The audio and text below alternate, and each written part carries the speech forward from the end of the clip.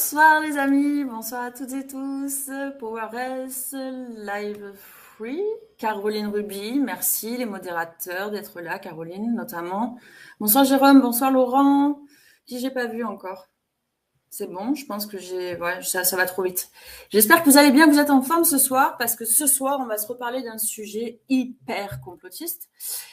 On va y revenir puisque nous n'avons pas fini avec cette histoire de Covid et je dédicace cette émission aussi à Marie-Charlotte Boutier, dont je suis la marraine dans l'opération donc Machabou que vous pouvez retrouver sur les réseaux, victime des injections Covid justement. Et c'est dans le cadre de l'opération parrainage et marrainage de Cécile Maïchak qui avait fait le Doctoton et Dozumani. Ce soir, on reçoit un médecin fortement impacté par cette crise, qui a pris très tôt la parole, très vite la parole, et qui a crié fort sur les réseaux son opposition à toutes les mesures dites sanitaires et a alerté aussi sur les injections, dites vaccination. J'ai l'honneur de recevoir Denis Agré. Bonsoir Denis, merci d'avoir accepté mon invitation. Bonsoir Lise. Alors, je vais te laisser te représenter un petit peu pour les personnes qui éventuellement ne te connaîtraient pas, j'en doute, mais parce que tu es quand même très connu, tu as fait beaucoup de bruit sur les réseaux, notamment dans plein de manifestations. Nous, on s'est vu à Lyon aussi pour la manif en faveur des personnes suspendues dont je fais partie, dont tu fais partie. Comme ça, tu vas nous raconter un peu ton parcours. Et après aussi, évidemment, sur quoi tu es amené à travailler aujourd'hui et dénoncer notamment la vaccination de manière globale pour les enfants. Merci Denis, en tout cas. Pas de quoi. Écoutez, pour faire simple, j'ai fait médecine à Montpellier.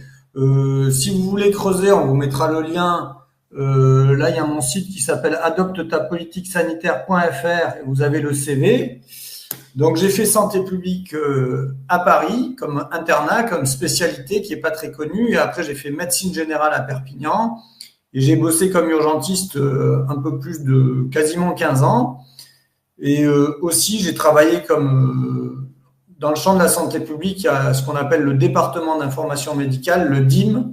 C'est pas le caleçon, c'est le département d'information médicale, DIM, où notamment on code les dossiers et on suit l'activité des services, des hôpitaux et du nombre de patients hospitalisés, etc., etc., ce qui me permet d'avoir une pensée critique sur le dénombrement des cas, des décès, des causes médicales de décès, etc., et qui m'a permis de parler. Alors, comme tu l'as dit, j'ai fait du bruit. Apparemment, il ne fallait pas faire de bruit. Ça dérange. La vérité dérange. La vérité fait peur à un gouvernement qui ment sur l'innocuité des vaccins. Et pour moi, l'histoire de la vaccination Covid, c'est aussi une grande révélation. Évidemment, il y a beaucoup de souffrance. Évidemment, tu as parlé de Macha, il y a des victimes des vaccins. Donc, si on prend le triangle de Cartman, qui est un peu connu, il y aurait des bourreaux. Parce que s'il y a des victimes, a priori, il y a des bourreaux. Et puis, peut-être qu'il y a des sauveurs dans un coin. On nous dit qu'il ne faut pas être sauveur. Écoutez, moi, je suis tout à fait prêt à laisser la place, ou en tout cas lanceur d'alerte. C'est une position relativement inconfortable parce que effectivement aussi, on se fait attaquer par les bourreaux. Si tant est que pour certains, quand je vois par exemple une vidéo récemment de Madame Agnès Buzyn, tu sais, c'est la ministre de la Santé qui a mis le pass vaccinal pédiatrique, je l'appelle comme ça, le pass vaccinal pédiatrique de 2018, c'est-à-dire maintenant on est à 13 doses pour aller à l'école ou à la crèche. Mais on voit Madame Buzyn qui se fait passer un peu pour une victime. Donc, faut croire que ce cercle tourne. Voilà. La question, c'est quand est-ce qu'on arrive à discuter ensemble. C'est pas encore gagné. Non, c'est pas. Voilà, donc le parcours, c'est ça, tu vois. J'ai fait mon internat de santé publique pour faire simple. J'ai fait mon internat de médecine générale, médecine d'urgence. J'ai bossé pendant 15 ans comme urgentiste.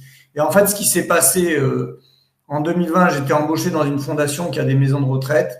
Et ce qui m'a vraiment mis hors hors du circuit, hors du cadre, j'ai été éjecté, tu vois, entre guillemets. C'est que j'étais dans une fondation qui dirige plus de 100 maisons de retraite et quelques centres de rééducation en France. Je dépendais du siège à Paris. Je gérais les bases de données de 100 EHPAD et j'ai vu des données extrêmement rassurantes sur le Covid fin 2020, qui était une maladie qui, dans nos EHPAD, donc plus d'1% des EHPAD français, touchait préférentiellement les 90-95 ans. Et la mortalité par classe d'âge n'avait pas été modifiée en 2020. Donc, ça veut dire quoi? Ça veut dire qu'en fait, il y avait la même mortalité par classe d'âge en 2020 qu'en 2019 et que la mortalité, elle était toujours corrélée à l'âge. Ils nous ont tellement terrorisés qu'on aurait pu croire que les classes d'âge plus jeunes, 70, 75, 80 ans, auraient beaucoup plus eu de décès en 2020 qu'en 2019, mais c'était pas le cas. Et à ce moment-là, j'en ai parlé d'abord à mon directeur qui s'appelle Dominique Monneron, à la Fondation Partage et Vie, et au professeur Claude Jandel, qui est un proche de Madame Brigitte Bourguignon, ex-ministre de la Santé dans la valse des ministres. Et en fait, au lieu de se saisir de ces données rassurantes, et je leur avais proposé d'en parler au ministère de la Santé, ils m'ont dit première minute d'entretien, nous allons mettre fin à votre collaboration. Et après, ils ont dit les données et les chiffres, on les connaît, on n'en parlera pas. Manque de peau pour eux, j'ai enregistré cet entretien qu'on a produit par un huissier au prud'homme. Ça m'a permis de gagner mon licenciement après 5 ans de procédure au prud'homme. Évidemment, ils ne vont pas en faire la publicité dans la presse. Et qu'est-ce qui a fait que tu as pris la parole comme ça justement sur les réseaux et que tu n'as pas eu peur parce que vous avez été rares les médecins à avoir pris la parole comme ça publiquement et à en subir les conséquences. On verra après tout ce que tu as subi parce que ça a été quand même assez effrayant. Oui, il y a toujours quelque chose du système qui est un peu effrayant parce que qu'est-ce qui a fait que j'ai pris la parole? Sans doute une part de naïveté, c'est-à-dire que je pensais que avec les algorithmes des réseaux sociaux, très rapidement, ma prise de parole allait pouvoir prendre le dessus. Ce que je n'avais pas imaginé, c'est qu'il y avait de la censure organisée par Facebook, Monsieur Zuckerberg, par YouTube et toutes les plateformes entre guillemets mainstream. Et il y a toujours de la censure, que ça soit sur TikTok, sur Instagram, sur ces sujets-là. Donc voilà pourquoi j'ai parlé. Et j'ai parlé parce que, entre autres, j'ai été éjecté du système, comme je viens de le dire. Et puis aussi, j'avais des données probantes, j'avais des données factuelles sous les yeux. Donc, j'avais des données épidémiologiques sur la non-gravité de la maladie du coronavirus. Ça, c'est vraiment quelque chose de très important à rappeler. Combien même ce virus ait pu sortir du laboratoire P4 ou pas. D'ailleurs, ça, c'est une espèce de doute qui est encore entretenu sur les réseaux et par les médias. Mais quand bien même il ait pu fuiter du laboratoire P4, la mortalité fin 2020 était extrêmement rassurante. Donc pourquoi on m'a interdit d'en parler? A priori, c'est parce qu'ils voulaient écouler leur dose. Et pourquoi ils voulaient écouler leur dose? C'est parce qu'en fait, j'ai vraiment compris, et ça c'est absolument phénoménal, c'est que ces grands dirigeants connaissent les techniques de manipulation des masses, se servent de la peur de certaines maladies pour manipuler la masse de moutons que nous serions et à les contenir dans un enclos en leur criant au loup, allez vous faire piquer. Voilà, c'est vraiment quelque chose d'assez sournois. Et grâce à ma connaissance et à mon enseignement de la faculté de médecine de Montpellier, j'ai envie de rappeler cette phrase un peu qui les dérange, c'est-à-dire l'élève a dépassé le maître, c'est-à-dire que j'ai parlé à la place de grands professeurs émérites qui se sentent départis de leur pouvoir. Grâce à mon enseignement médical, vraiment, je tiens aussi à remercier mes professeurs de la faculté de médecine de Montpellier, parce que sans ça, j'aurais pas pu parler comme je l'ai fait. Tu vois, c'est pas pour... mais réellement, il y a une connaissance. Moi, j'étais troisième en première année de médecine. J'ai passé l'internat de santé publique, j'étais 1000e sur 5000, donc tu fais partie des 20e sur 100, donc c'est pas non plus déshonorable. Et en plus d'avoir fait l'internat de santé publique, j'ai fait un internat de médecine générale, donc je suis dans il y a très peu de médecins qui ont deux spécialités à l'heure actuelle parce que l'internat de spécialité est devenu tellement monochamp que on t'autorise pas à avoir deux spécialités. Moi, je l'ai fait quasiment au forceps parce que déjà en santé publique, je sentais qu'il y avait des choses qui n'étaient pas très claires à l'époque, en 2001. Et c'est ça qui m'a permis de parler. Hein. C'est ma connaissance sur les chiffres d'épidémiologie, de sociologie, et c'est aussi ma connaissance sur la clinique. Donc, c'est tout ça qui m'a permis de critiquer. Et je l'ai dit un peu en rigolant, pour taquiner Véran. J'ai dit j'étais le bon porte-parole du Covid, si tant est qu'il y a un mauvais.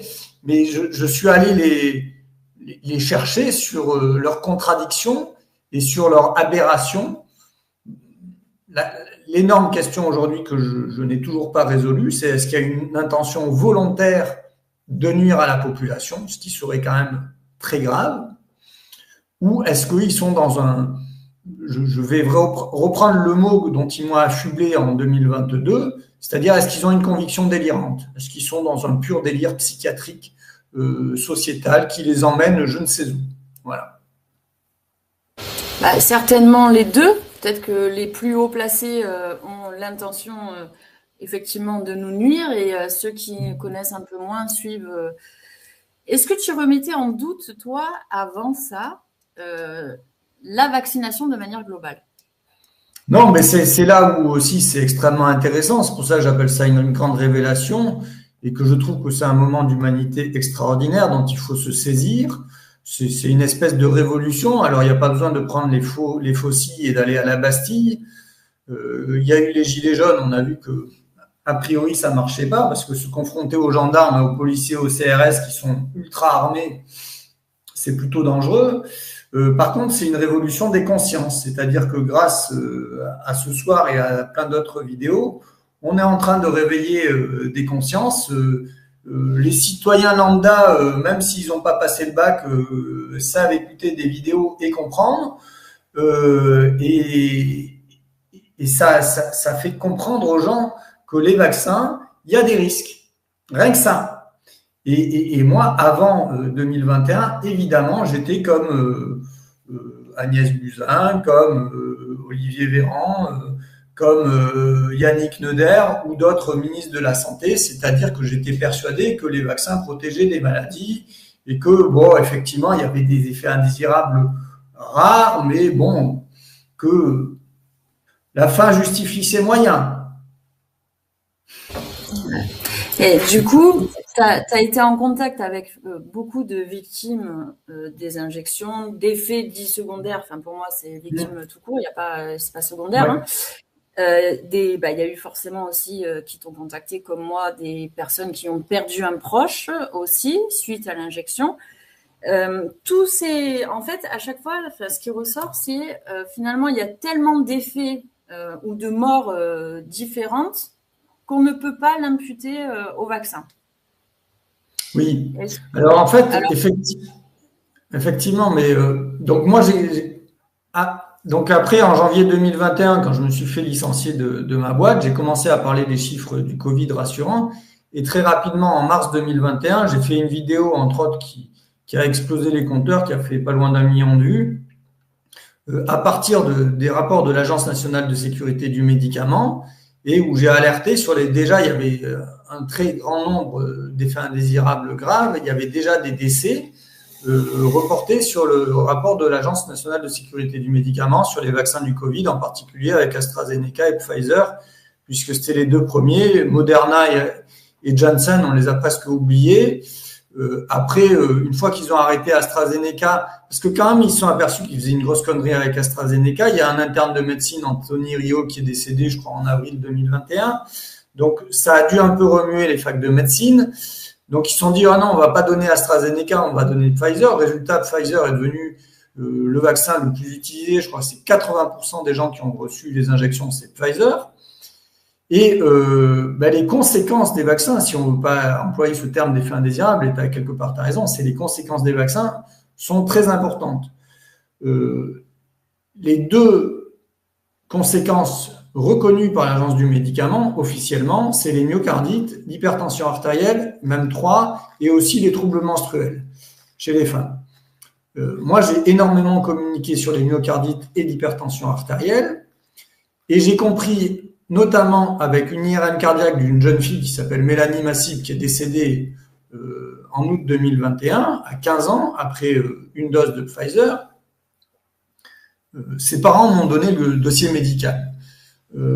Et il y a eu une IRM cardiaque qui a montré qu'il y avait une myocardite. Donc c'est ça qui a fusillé. C'est-à-dire que quand on a une myocardite, pour ceux qui ne savent pas, c'est l'inflammation du muscle cardiaque. Donc quand vous courez trop, par exemple, vous avez une inflammation du muscle du quadriceps et vous avez mal à la cuisse, donc vous arrêtez de courir. Mais quand vous avez mal au cœur parce qu'il y a une inflammation, quand le cœur s'arrête, vous tombez par terre, forcément. Donc ça, et sur cette IRM, il y avait écrit, la radiologue avait écrit possible vascularite. Donc la vascularite, c'est l'inflammation du vaisseau, en particulier de l'artère coronaire. Les artères coronaires, c'est celles qui apportent l'oxygène au muscle cardiaque. Et en fait, ce qui se passe dans ces vascularites des artères coronaires, ça s'appelle aussi, sous un autre terme, maladie de Kawasaki. C'est extrêmement décrit dans la médecine. Eh bien, en fait, les artères coronaires, elles se bouchent, ça fait un infarctus et le cœur s'arrête. Et donc, en fait, cette histoire de vascularite, d'inflammation vasculaire, elle permet d'expliquer énormément de conséquences des vaccins.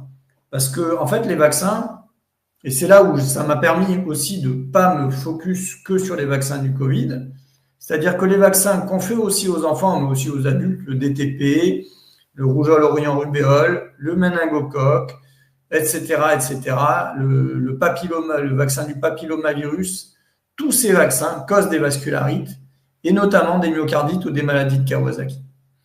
Et ça, c'est des faits que je peux prouver tous les jours, y compris demain devant un tribunal, devant des députés, devant des sénateurs.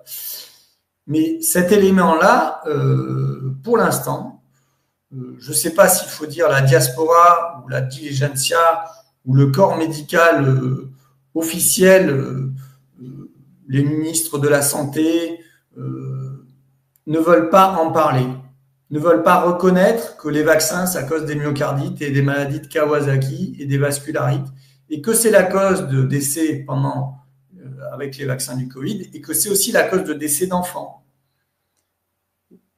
C'est pas très vendeur de dire que quand on vend un vaccin pédiatrique, il y a des risques de décès. Voilà. Ouais, non, mais c'est ça. Et en fait, parce que j'allais dire. Si les vaccins, c'est des vaccins, que ça soit, tu vois, parce qu'on nous dit armes biologiques militaires, peu importe. La question, c'est de comprendre les conséquences des vaccins et qu'à un moment, on puisse débattre avec nos alter ego du ministère de la Santé, du Conseil de l'Ordre et aussi les grands directeurs de l'industrie pharmaceutique. Parce que, si tu veux, je veux bien qu'ils gagnent des milliards, je veux bien que ça emploie des gens, mais si c'est au détriment de la santé des enfants, c'est pas possible. Oui, et là, c'est ton cheval de bataille parce que tu viens de dire un truc hyper important.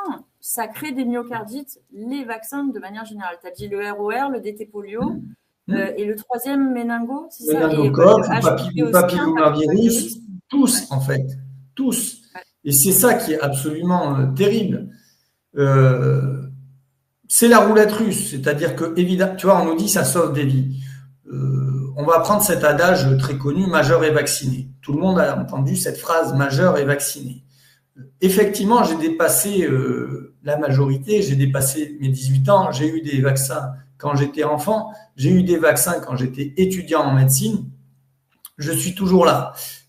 Sans doute parce qu'on a une grande capacité d'élimination de ces produits et que les gens qui ont une bonne composition et qui, bon an, mal an, sont plutôt en forme, vont pas trop réagir à ces produits.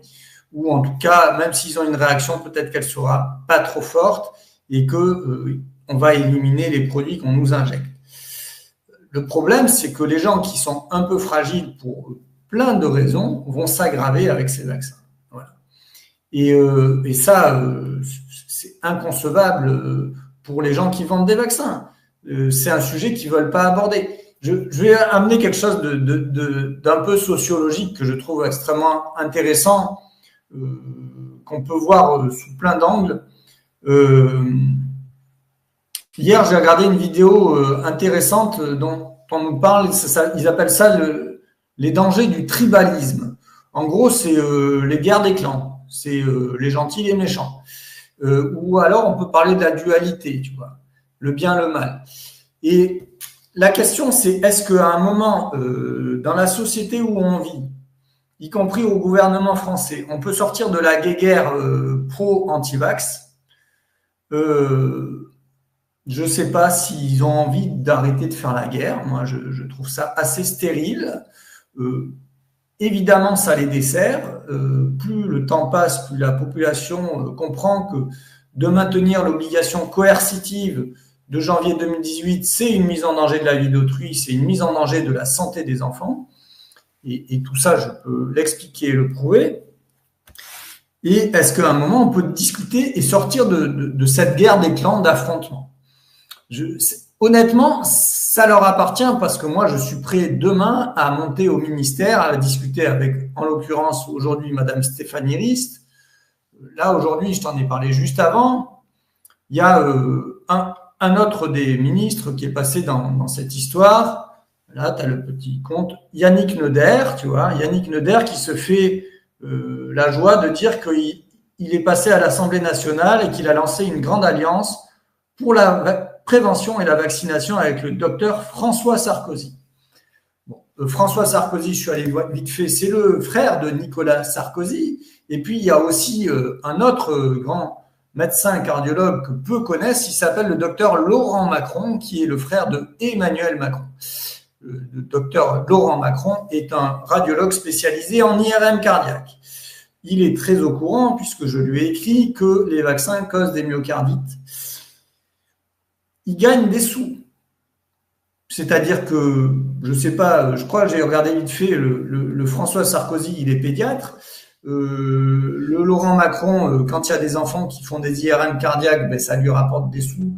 Et les enfants, ils vont faire des IRM cardiaques parce que un jour, on leur a injecté trop de vaccins et qu'ils ont fait une myocardite grave. Quand les enfants, parce que les mécanismes de réaction immunologique, c'est les mêmes. Ça cause aussi très certainement, les vaccins pédiatriques, de l'hypertension artérielle chez les bébés. C'est peut-être pour ça qu'en plus dans les maladies de Kawasaki, ça donne des infarctus, mais aussi ça donne des anévrismes des artères coronaires. C'est-à-dire qu'un anévrisme, c'est comme un petit ballon. Tu sais, quand on souffle dans un ballon de baudruche, si on souffle trop fort, ça pète.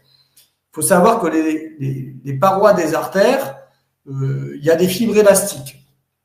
Si la tension est trop élevée dans la paroi des artères, notamment au niveau de l'aorte ou des artères coronaires ou des artères cérébrales, ça finit par péter.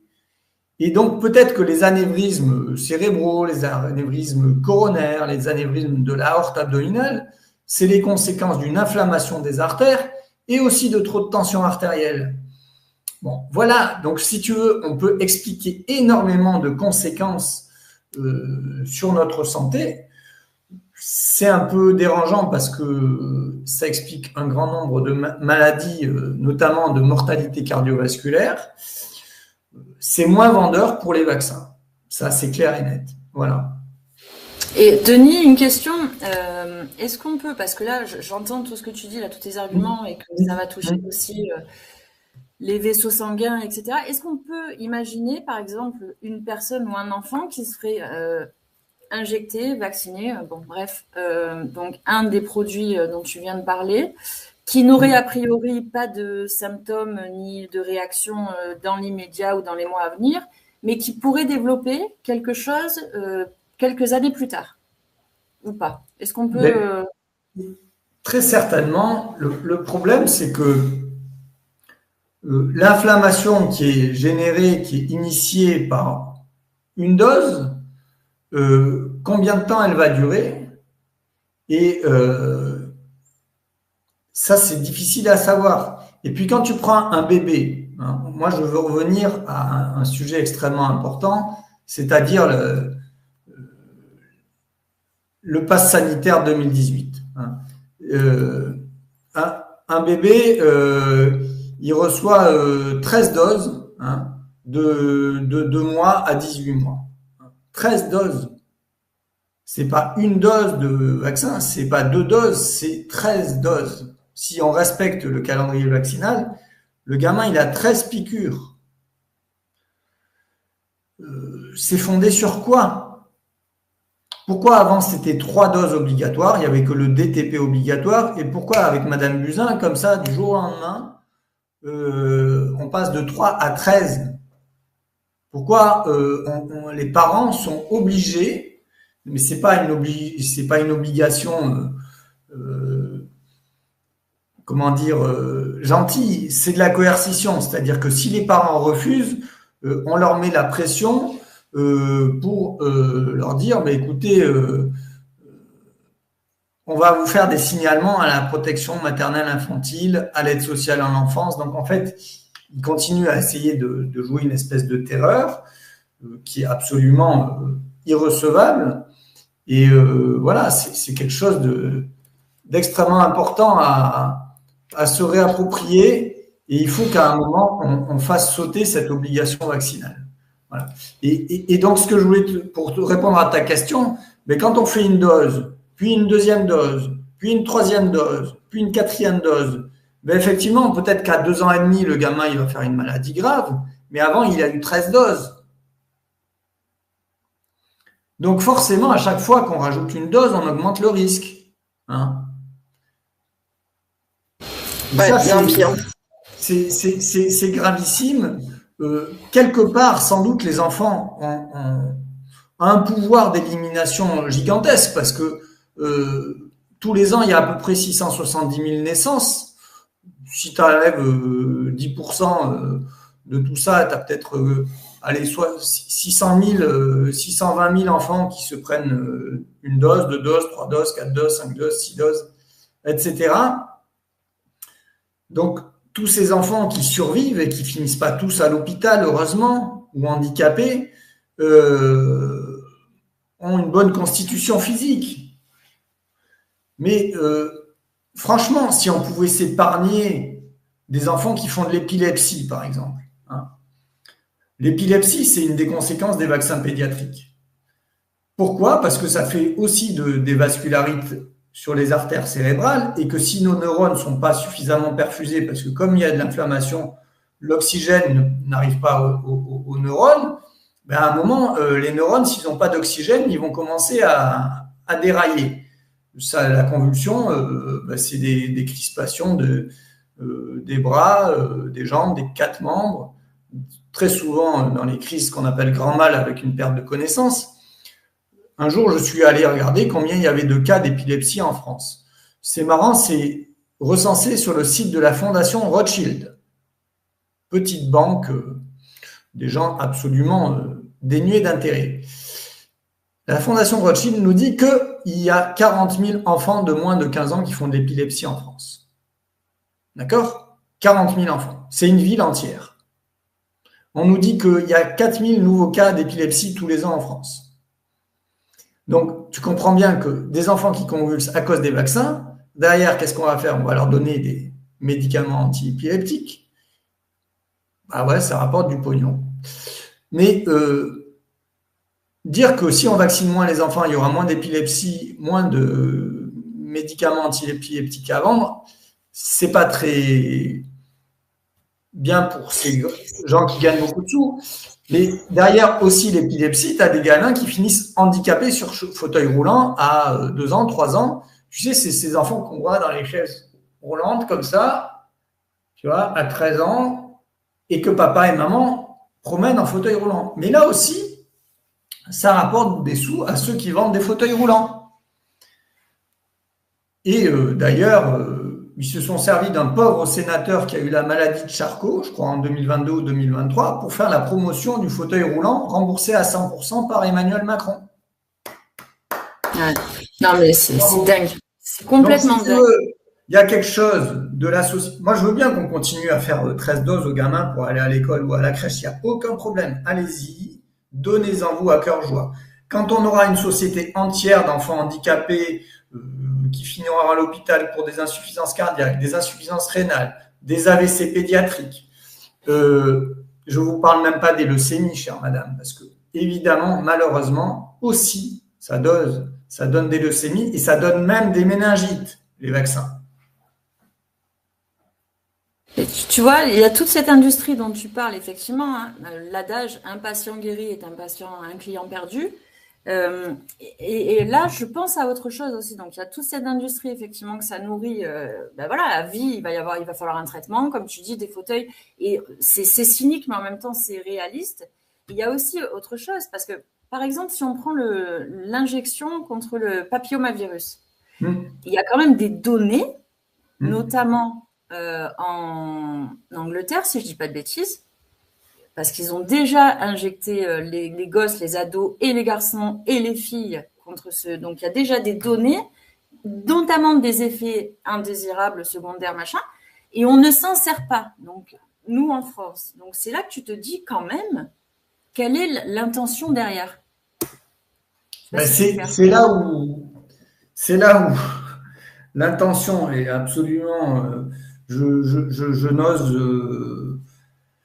En fait, si tu veux, il y a quelque chose d'absolument abominable dans l'idée que ça soit un plan volontaire de dépopulation qui s'appelle génocide ou criminel. Mais ça, je vais te dire, il n'y a que eux qui peuvent s'en dédouaner et s'en excuser. Moi, je ne peux pas le faire à leur place. Hein.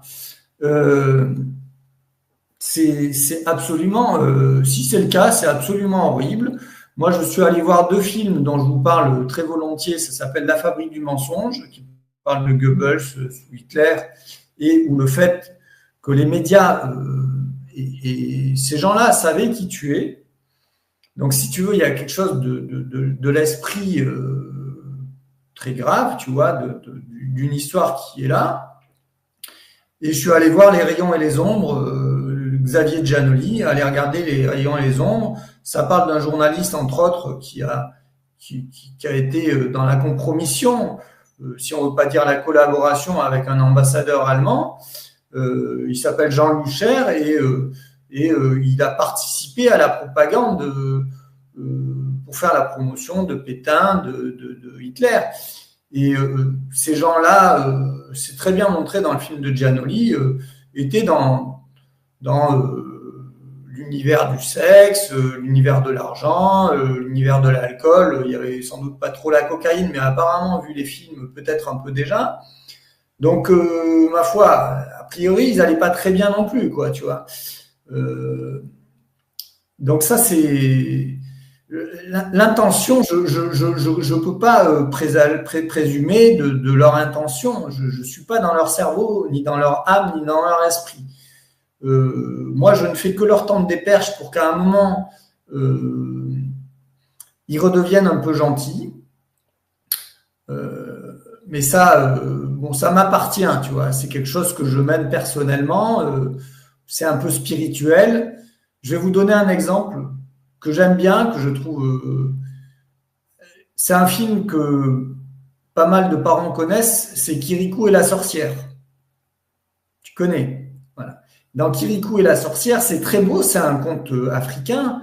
Et la sorcière Karaba, c'est la méchante qui brûle les villages. Ça renvoie à certains monuments qui ont brûlé, qui volent l'or dans les cases des femmes qui ont enterré leur collier pour pas qu'on leur vole leur or. Et Madame Karaba a des fétiches preneurs qu'on pourrait presque un peu assimiler à nos policiers, à nos CRS et à nos gendarmes qui veulent nous arrêter et qui m'ont quand même arrêté 3 fois, 3 gardes à vue en 2021. Et à la fin de ce film, qui est quand même assez magnifique, Kirikou, après avoir écouté le grand sage dans la grotte, qui lui a dit si tu voulais enlever la souffrance de Karaba, elle te laisserait pas faire parce que c'est sa souffrance qui lui permet d'exister. Et Kirikou arrive à enlever cette souffrance à Karaba, et Karaba devient une magnifique princesse. Et j'aime bien raconter ça parce que je dis, mon Dieu, si un jour Emmanuel ou Brigitte, tous les deux, pouvaient devenir des magnifiques princes et princesses, nous en serions fort heureux. Le problème, c'est qu'il n'y a pas que ces deux-là. C'est toute une équipe, Ouais. malheureusement. Le problème, c'est que je ne sais pas la suite de cette histoire. Hein. C'est-à-dire qu'on l'écrit ensemble. Là, je vais rebondir parce qu'il y a quelqu'un qui a parlé dans les messages là, qu'on a, qui sont affichés là, de 3 personnes qui sont mortes d'arrêt cardiaque après les vaccins du Covid. Si j'ai bien lu. Je vous envoie là par le chat un des liens que j'ai posté. Voilà. Je connais 4 ou 5 personnes qui sont décédées, sont toutes vaccinées suite à une crise cardiaque. Bon, voilà. Enfin, sont toutes décédées d'une crise cardiaque suite au vaccin, plus exactement. Lorsque j'en ai parlé avec un infirmier, je lui ai demandé.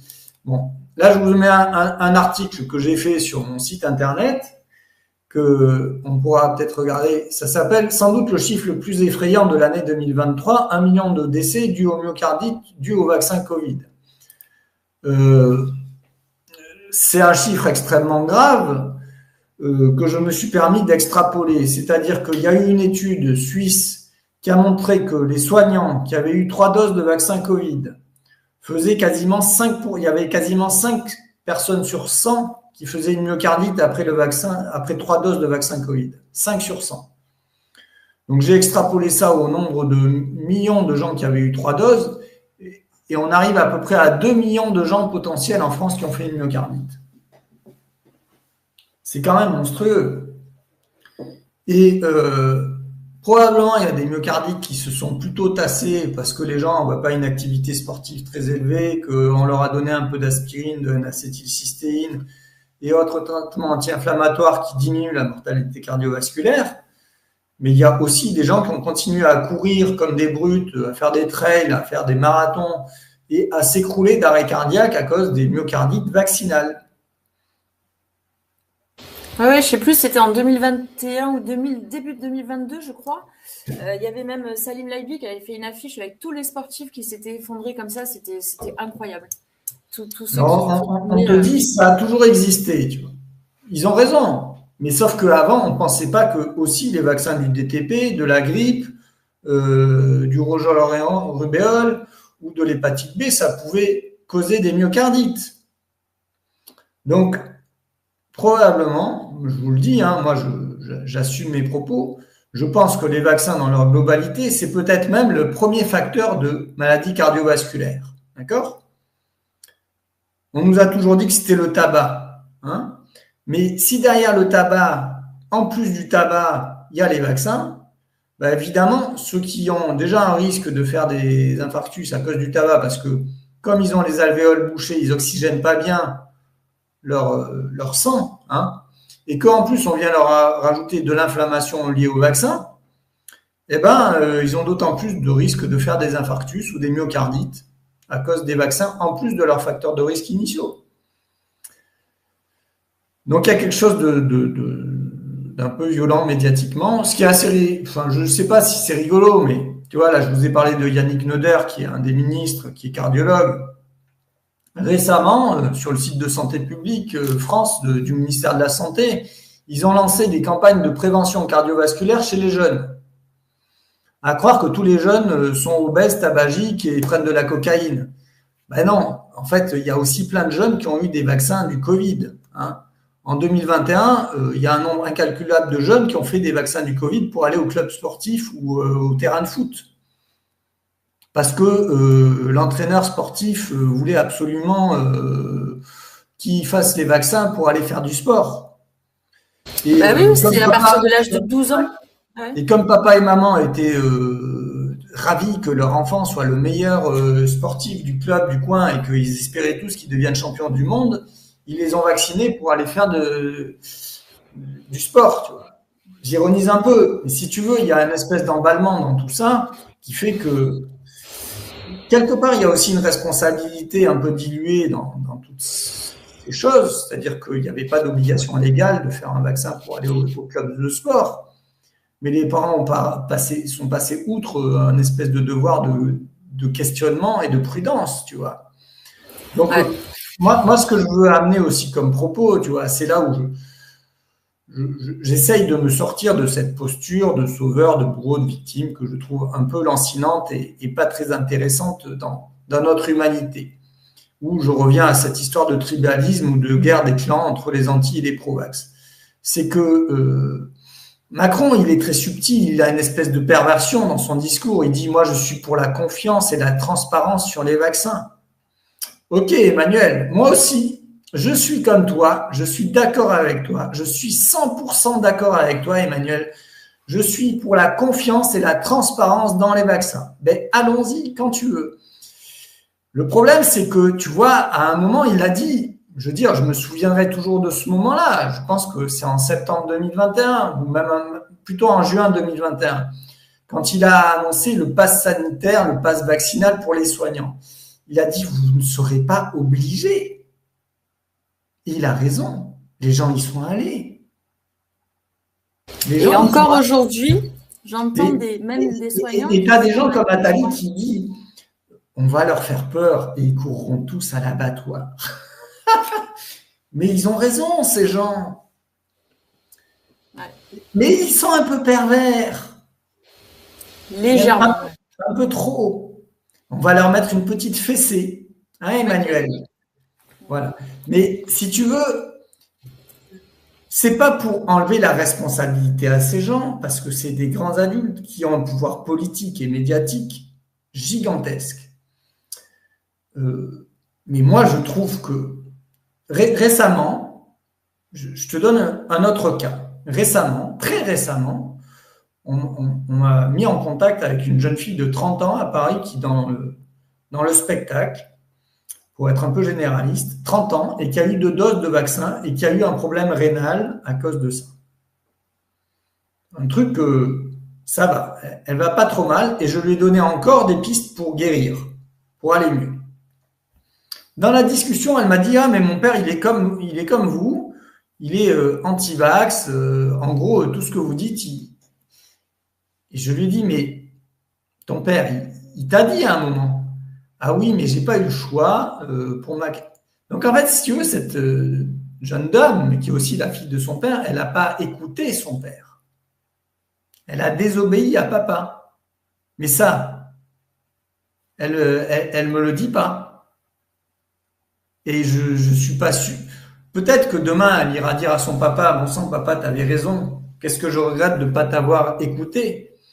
Mais je pense qu'il y a un nombre incalculable de gens. Moi, je vous parle par exemple de mes parents et de mes 2 sœurs. En janvier 2021, en février 2021, je leur ai dit, mais jamais de la vie, vous faites des vaccins. Mais ils ne m'ont pas écouté. Donc, on peut jeter la pierre à ceux qui sont là-haut. Mais quelque part, c'est très particulier. Sans doute, dans nos choix, il y avait des signaux d'alerte que les gens n'ont pas saisis, tu vois. Donc ça, c'est intéressant. Oui, c'est intéressant. Et moi, pour aller à la fin de la compréhension des risques des vaccins, c'est pour ça que j'ai mis une pétition sur le site de l'Assemblée nationale, c'est qu'on puisse parler de la liberté vaccinale, d'abord pour les enfants, parce que c'est le pass sanitaire de 2018, pour moi, il faut qu'il saute, c'est impératif. Et qu'on puisse rétablir un discours et qu'on trouve un terrain d'entente et de sortie. Les tribunaux, aujourd'hui, moi, je les trouve complètement à l'arrêt, c'est-à-dire que quand tu vois la justice, tu vois, ils ont du mal à juger ceux qui sont au-dessus d'eux, tu vois. C'est eux qui les ont mis en place. Les grands juges des cours criminelles, ils sont sous le procureur, le procureur a été mis en place par, je crois aujourd'hui c'est Darmanin, et avant-hier c'était Dupond-Moretti, et ces ministres de la Justice ont été mis en place par Macron. Donc quand on nous parle de séparation des pouvoirs de l'exécutif et du législatif, il n'y a pas de séparation des pouvoirs. Il n'y a qu'une compromission intellectuelle de carrière, d'avancement, de gloire. Oh mon Dieu, tu es devenu procureur. Oh, tu as été un bon magistrat, donc on t'a donné la place de procureur. Oh, tu es devenu ministre. Oh, mais tu as été un bon procureur, tu es devenu ministre de la Justice. Quand tu vois que Dupond-Moretti fait un bras d'honneur à la présomption d'innocence à l'Assemblée nationale, je ne vois pas le bon ministre de la Justice, tu vois. Il y a quelque chose d'absolument grave dans ces gestes. Donc, je ne vois pas la justice, mais peut-être que ça arrivera. Moi, il y a beaucoup de gens qui attendent de voir Véran à la barre pour se justifier des morts de vaccins du Covid. Si ça arrive et que ça doit se régler comme ça. J'y crois peu, personnellement. Mais bon. Et peut-être que ça serait quand même bien qu'à un moment, ils parlent, ces gens. Alors, est-ce que c'est grâce aux médias, est-ce que c'est grâce à nos prises de parole qu'ils vont se trouver obligés de parler? Il y a eu quelque chose récemment que j'ai trouvé intéressant, c'est le plaider coupable. Mais il pourrait plaider coupable à travers les médias. On pourrait voir un monsieur Véran apparaître à la télé un soir. Il est passé tous les soirs pendant au moins 2 mois pendant le confinement pour nous dire combien il y avait eu de morts du Covid. Donc, il pourrait bien passer un soir pour dire, écoutez, vu les données aujourd'hui, effectivement, je pense que j'ai manqué d'une grande prudence et on va faire un deuil national et voilà. Je ne sais pas. Pour parler de ça encore sur l'histoire des décès, en 2022 en France, donc la campagne de vaccination, c'est 2021. En 2022, la mortalité en France, toutes causes confondues, plus 10%, plus 60 000 décès par rapport à 2021. C'est pas la canicule, c'est pas les accidents de la route, c'est pas le téléphone portable sur l'autoroute, c'est pas le tabac. Alors, on vous dira c'est multifactoriel, mais une augmentation de 10% des décès, plus 60 000 décès d'une année sur l'autre. Non, mais ils avaient dit que c'était parce que c'était le changement de génération, il y avait les vieux qui mouraient, c'était normal. Oui, bien sûr. Mais si tu veux, le vaccin est passé par là. Donc, voilà un peu où on en est. Moi, je les laisse faire, je les vois encore faire leur propagande pour vacciner tout le monde contre le papilloma, contre la méningite, contre le rougeole oreillon rubéole. Là, aujourd'hui, j'ai republié, c'est hyper intéressant. Il y avait une publication dans le quotidien du médecin, c'est un bouquin que tous les médecins ont, tu vois, qui annonce clairement que chaque médecin généraliste, en 2025, en gros, il gagne 10 000 euros, 10 000 euros par généraliste par an, s'ils répondent bien aux critères de la ROSP. La ROSP, c'est le revenu d'objectif de santé publique. Et dans les critères de la ROSP, il y a notamment, je vais vous montrer, des objectifs, tac, voilà, par des patients du médecin traitant de moins de 2 ans ayant eu 2 doses de vaccin rougeole oreillon rubéole, par des enfants du médecin traitant de moins de 18 ans recevant une dose de vaccin anti-méningocoque. D'accord? Donc, quand ils répondent bien à ces objectifs, ils gagnent des sous, ces gens. Le médecin généraliste et le pédiatre. Mais ils ne le savent pas. Donc, ces gens ont une compromission à la vaccination inconsciente parce que c'est une part des 10 000 euros qu'ils touchent par an, mais c'est une part non négligeable.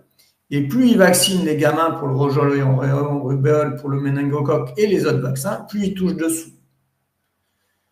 Donc, c'est une compromission, je pense, pour une énorme part des médecins généralistes inconsciente, mais elle est là.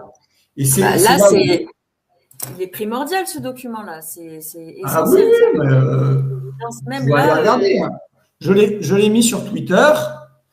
Je l'ai mis sur Twitter tout à l'heure. Hein, vous pouvez aller regarder. Tac. Par des patients de médecins traitants, tu vois, tu as 5 patients et puis tu as un nombre de points. Tu as 35 points. Tu sais, c'est comme quand tu étais à l'école, on te donne des bons points. D'accord ? Et depuis cette année, ça s'est transformé en euros. C'est-à-dire que ce n'est même plus des points, c'est des euros. Et pourquoi je parle de ça? Parce que les médecins pensent que, je veux dire, pendant le Covid, on les a payés 450 € la demi-journée pour vacciner. C'est sûr que quand tu fais, allez, 900 x 5, tu fais 4500 balles par semaine en ayant piqué les gens au centre de vaccination, tu rembourses plus vite ton prêt. Tu peux plus vite t'acheter une Porsche ou une Cherokee ou je ne sais quelle grosse voiture. D'accord? Donc, l'appât de l'argent est quelque chose d'extraordinaire. Je dis, ça les rend aveugles. Mais au bout d'un moment, il faut prendre conscience, chers confrères, médecins généralistes, pédiatres, de ce que vous faites en vaccinant. Ça a des conséquences que vous n'imaginez peut-être pas aujourd'hui. Je te mets le tweet là. Voilà. 10 000 € par généraliste par an.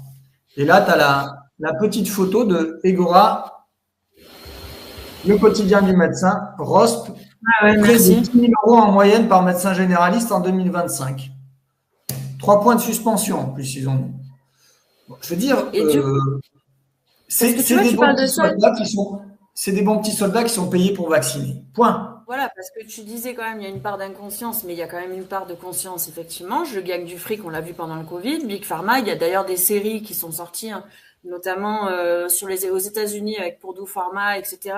Je me rappelle plus comment ça s'appelle, mais c'est hyper bien fait et c'est vraiment démontré correctement l'influence, parce qu'il n'y a pas que les médecins, il y a eu les infirmières aussi et les infirmiers pendant le Covid qui avaient le droit d'injecter aussi ces produits-là. Mais il y a quand même ce truc-là. Enfin là, je veux dire, c'est évident, c'est une preuve irréfutable là de la compromission de ces personnes. Et est-ce que, parce qu'on en a parlé à un moment donné, on supposait au début, on s'est dit, mais peut-être qu'à un moment donné, ils vont être tenus responsables quand même, ces médecins et ces infirmiers, d'avoir injecté ces produits-là. Où ça en est ça aujourd'hui? Est-ce qu'on peut dire que pour les vaccins du Covid, zéro.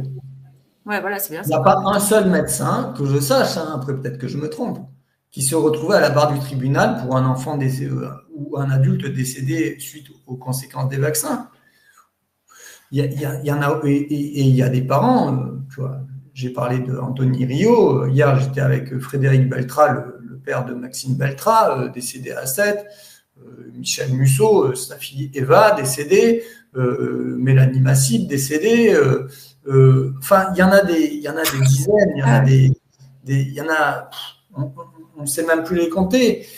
Et il n'y a pas eu de médecins mis en cause, ni d'infirmiers.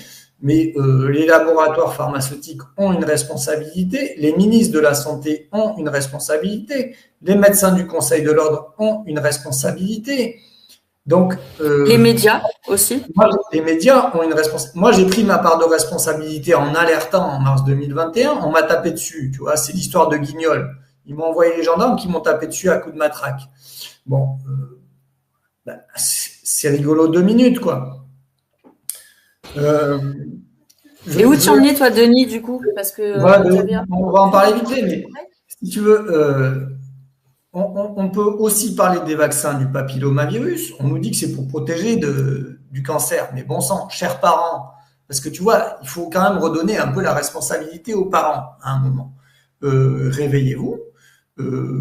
La meilleure façon de ne pas avoir d'inflammation de MST et peut-être un jour l'hypothétique cancer qui fait peur, ça s'appelle l'abstinence. Hein. Si vous voulez que tous vos enfants baisent à 15 ans, expliquez-leur que c'est la meilleure chose à faire. Mais peut-être qu'à un moment, il faut comprendre que l'abstinence, chose un peu irréelle dans le monde où on vit, peut aussi avoir des bienfaits et protéger de certaines maladies. Que la fille à 14 ans, elle n'a pas besoin d'aller coucher avec tous les gamins de la Terre parce qu'il faut faire son expérience. Bon, c'est un peu réducteur, mais c'est quand même très important de parler de ces sujets-là. Le vaccin papillomavirus, il y a quand même eu un gamin en 2023 qui a fait un arrêt cardiaque et qui est mort. Là, ils n'ont pas cherché les laboratoires, ils ont mis le médecin en garde à vue. Voilà. Et après, il y a eu au moins 3 autres cas que j'ai trouvés dans la presse d'enfants qui sont morts de maladie de Kawasaki, sans doute après des vaccins pédiatriques. Donc, on rappelle, maladie de Kawasaki, myocardite, vascularité des artères coronaires. Et bien là, ils vont prendre encore les médecins qui se prennent le tribunal au pénal et des peines de prison avec sursis. Mais là encore, les directeurs des laboratoires, Sanofi, GSK, MSD, Pasteur, Mérieux, Pfizer, tous, ils n'ont aucun problème. Pour quelle raison? Pour quelle raison? Mais en fait, en septembre 2023, et là, il y a aussi quelque chose d'assez tendancieux. Ils ont classé les vaccins pédiatriques sur la liste des substances vénéneuses. Donc, j'ai fait une vidéo à l'époque qui a fait quand même pas mal de bruit. Mais ils ont classé les vaccins sur la liste des substances vénéneuses parce que ce sont des substances vénéneuses. Et que quand tu vas sur le code de santé publique et que tu dises que c'est une substance vénéneuse, il y a écrit substance très toxique, mutagène, cancérogène, voire toxique pour la reproduction. Et on nous explique dans un bel article de TF1 pour contredire mes propos que c'est parce que c'est pour mettre sous la responsabilité de la prescription des médecins les vaccins. Les médecins ont toujours prescrit les vaccins. Mais en fait, en faisant ça, l'industrie pharmaceutique, ils se lavent les mains, ils disent, nous, on vous a mis les vaccins sur la liste des substances vénéneuses, c'est vous qui, lorsque vous prescrivez un vaccin, êtes responsable pénalement et civilement. Mais ça aussi, les médecins généralistes, il y a à peu près 200 000 médecins en France. Les médecins généralistes, les pédiatres, qui sont les plus gros vaccinateurs, ou les médecins dans les centres de PMI, sont pas au courant de ça. Il n'y a personne qui allait leur dire messieurs, maintenant vous êtes responsables pénalement et civilement. Si vous avez un enfant qui fait de la convulsion et qui finit handicapé, si les parents déposent plainte contre vous, vous allez aller au pénal, vous allez aller au civil. Quelqu'un qui gagne au civil, c'est rapidement 1 million d'euros d'indemnisation pour un handicapé. Je regarde tout ça évoluer. On verra à quelle vitesse ça évoluera. Et comment tu vois, toi, là, l'évolution justement dans la population, je dirais, un peu plus générale? Est-ce que tu sens qu'il y a un éveil des consciences, un peu plus de... Est-ce qu'on peut parler plus librement de ces sujets-là avec Oui. les gens non complotistes ou non dans la dissidence, comme on pourrait dire Oui, il y a une évolution des consciences. Tous les jours, il y a des parents qui me contactent pour plus faire vacciner leurs enfants. Il y a des gens qui sont encore à dire oui, j'ai fait les vaccins classiques, mais il y a tel vaccin, je ne veux pas le faire. Et il y a des parents qui ont des enfants 0 dose. Ça, c'est ce qui dérange le plus l'industrie pharmaceutique. C'est-à-dire qu'il y a des parents qui ont des enfants qui sont nés même en 2020, 2021, même avant, qui ont 0 dose dans le corps.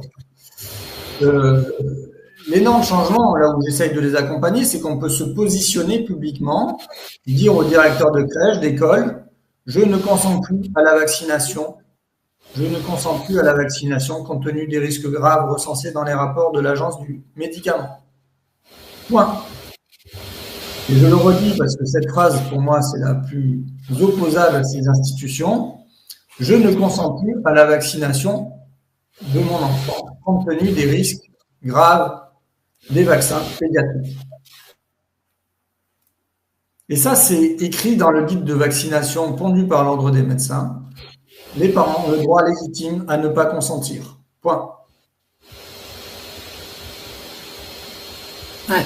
Et on voit qu'on veut nous enlever justement de plus en plus cette autorité parentale. On a vu pendant le Covid, il fallait que l'autorisation d'un seul parent pour injecter, etc. Enfin voilà, ils ont essayé de foutre le bazar aussi là-dedans, dans nos. Mais c'est, tu l'as dit à plusieurs reprises, il faut aussi reprendre ses responsabilités, sa part de réflexion, de prise un peu de recul aussi par rapport à tout ce qu'on nous dit, tout ce qu'on entend et dans les médias mainstream et par les politiques, etc.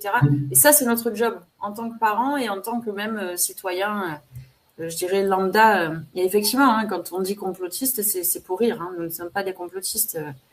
J'ai fait ça dans les commentaires, mais en tout cas, merci Denis, merci de te battre Non, mais avec plaisir. comme tu Mais le fais et de tout ce que diffuser tout ça. j'ai parlé, c'est factuel, c'est des faits qui sont recensés par l'Agence du médicament. Je vais encore vous dire un mot sur les vaccins du méningocoque, parce que ça aussi, c'est un sujet toujours d'actualité. Il y a écrit noir sur blanc dans les notices du vaccin du méningocoque que ça donne des maladies de Kawasaki et que ça donne aussi des inflammations méningées, c'est-à-dire que ça donne des méningites. Les vaccins du méningocoque causent des méningites, oui, ça dérange les grands sachants. Et derrière ça, comme en plus ces vaccins causent des thrombopénies, c'est-à-dire des chutes des plaquettes, c'est sans doute pour ça qu'il y a des enfants qui font des méningites graves. Et quand il y a une chute des plaquettes, ça vient boucher les vaisseaux. J'ai rencontré via les réseaux sociaux une petite qui, à l'âge de 2 ans, après les vaccins méningocoques, a fait une méningite grave. Ça lui a bouché les deux artères des jambes. Elle s'est retrouvée amputée des 2 jambes à 2 ans.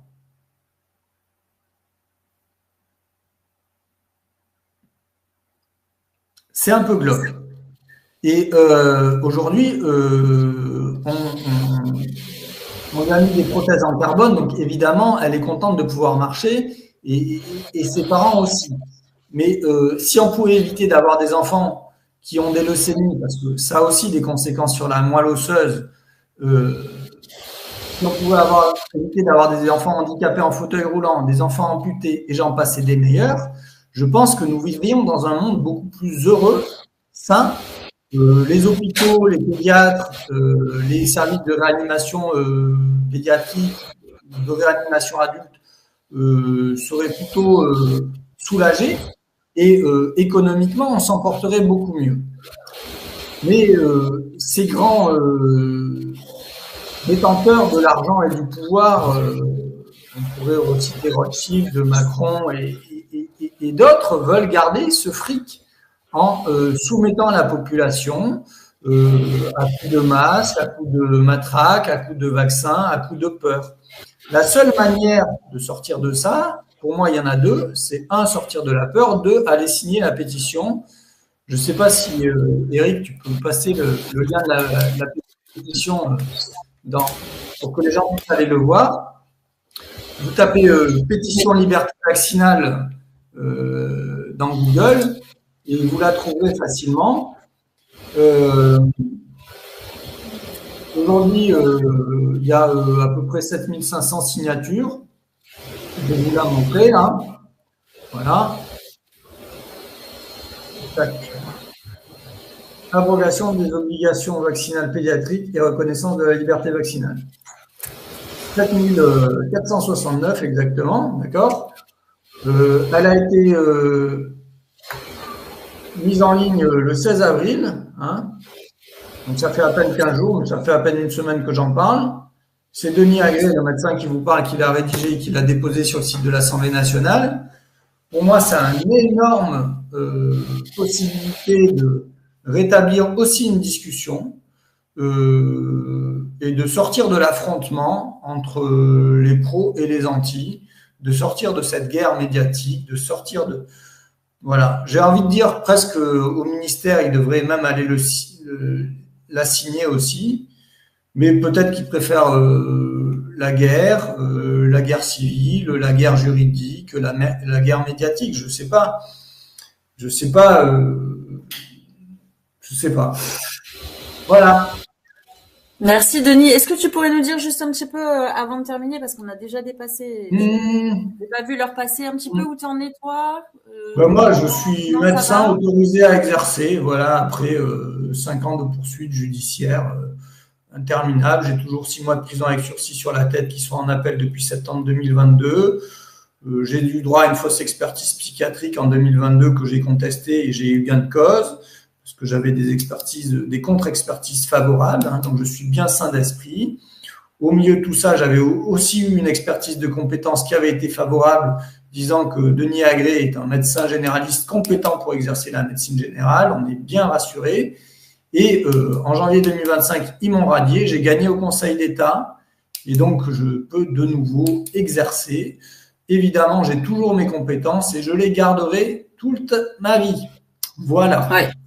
Mais tant mieux pour tout ça. Après, on imagine bien que c'est compliqué de retrouver un boulot quand quand j'envoie ton CV Denis Agré, forcément, maintenant qu'on peut se renseigner, hein, quand je vais voir même j'ai fait l'exercice justement tout à l'heure, même hier soir, je suis allée avec ma fille, je lui ai montré, Denis Agré, tiens, c'est celui que je reçois demain comme médecin. ChatGPT, même Google, médecin fortement controversé, enfin bon, des trucs comme d'habitude, complotistes, etc. Enfin voilà. Donc j'imagine bien quand même que quand tu as ce passé et ce passif actif, tiens c'est marrant ça, passif actif, c'est pas mal. Évidemment, c'est plus compliqué d'être intégré dans un système, dans le système. Tout simplement. Mais il y a quand même de plus en plus d'endroits aussi où les gens ont compris, où il y a des médecins qui aussi ont compris mais restent cachés. Je sais qu'à un moment ça va se solutionner et évidemment l'État ne m'aide pas beaucoup. L'ARS Occitanie a écrit à tous les établissements de français de Navarre en février. Ça m'est revenu via l'ARS du Lot où ils ont écrit à tous les établissements. Denis Agré est un médecin qui aurait des propos dangereux. Et si il candidate dans votre établissement, merci de nous le signaler. Donc, merci l'ARS Occitanie d'encourager ma reprise au travail. Merci, parce que derrière l'ARS Occitanie, il y a évidemment le ministère tout en haut. Je trouve que c'est pas très franc jeu. Et donc voilà, à suivre. Denis, merci infiniment. Docteur Denis Agré, merci beaucoup et merci pour tout ce que tu fais depuis toutes ces années et ce moral et cette énergie que tu nous insuffles encore ce soir. Merci d'avoir été là. Tu reviens évidemment quand tu veux, quand tu peux, avec plaisir pour se donner des nouvelles. Merci Denis, merci à toutes et tous d'avoir été là. Merci pour tous vos commentaires que j'ai pas pu voir tous évidemment parce que j'étais concentrée sur ce que me disait Denis, mais je regarderai. Je vous souhaite une belle soirée, prenez soin de vous, prenez soin de vos proches et on se dit à mercredi prochain. Ciao, ciao.